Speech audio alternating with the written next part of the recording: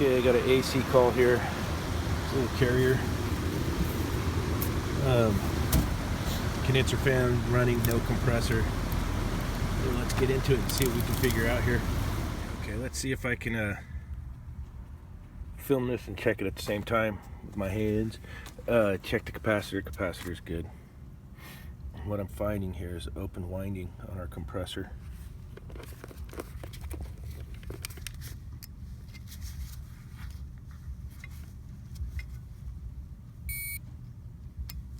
This winding's good right here.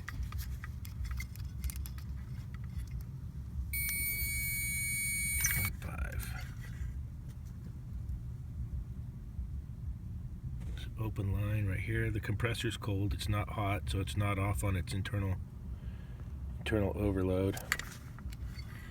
And if we go across these two, here and here, open. So she's got open windings. What do we got here? We got a little ZR34K3 PFV 230. There it is.